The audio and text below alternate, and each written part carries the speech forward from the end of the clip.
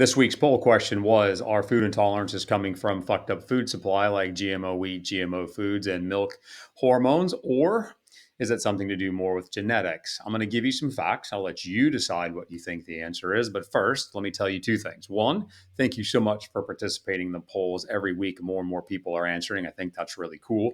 And this was definitely the hardest one of them all to answer. So I'm going to use up all of the time. And here we go. All right. So we're going to start with the GMO wheat because there's no such thing. There's no commercially available genetically modified wheat anywhere in the world. It doesn't exist. The reason why you can eat bread in another country and not have the same problems like bloating and gas is because you're likely not getting the same food additives. Now, I fully believe that our food source is not perfect in our food supply, and additives and preservatives are really what's causing the issue. Okay, but it's got to be the hormones in the milk. That's why everybody's lactose intolerant, and it's really not because milk, while it's not hormone free because it's impossible for it to be because it comes from a cow, it is artificially hormone free. So the RBST in the United States in the milk has mostly been banned. Well, I can't say banned, it's just not used because of commercial demand. Consumers don't want it anymore. But in other countries like New Zealand, Australia, and Japan, to name a few, it's been banned for quite some time, but people are still lactose intolerant. So what's the deal?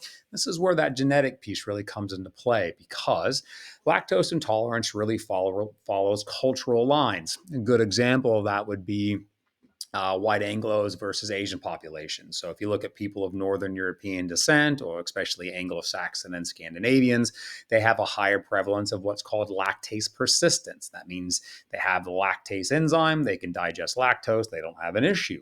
But when we look at many Asian, African, and indigenous populations, well, they're lactose intolerant, meaning they don't have that lactase enzyme, and hence they get gas and bloating and nasty things happen when they drink milk. So it doesn't have anything to do with the hormones in the milk, it has more to do with us. But hold on, I'm not done yet. This has to do with nutrigenetics and chrononutrition, which got us started on this whole topic a couple of weeks ago, falls under nutrigenetics.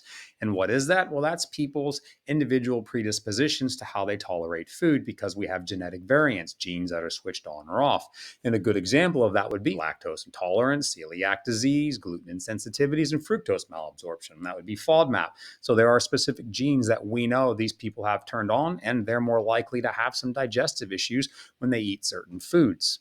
But our genetics go even further than that because we've actually been able to map the genes for carbohydrate, fat, and caffeine digestion. That's right. So there's individuals who, if they have a shortage of the AMY1 gene, meaning they have fewer copies, they don't digest carbohydrates the same as someone who has more, which means they'll have higher blood glucose spikes and they'll most likely get bloating, and all of those two things would lead to weight gain. So maybe the takeaway is it's not a shitty food supply. Maybe it's just us. Maybe we need to better understand what we as individuals can and cannot eat.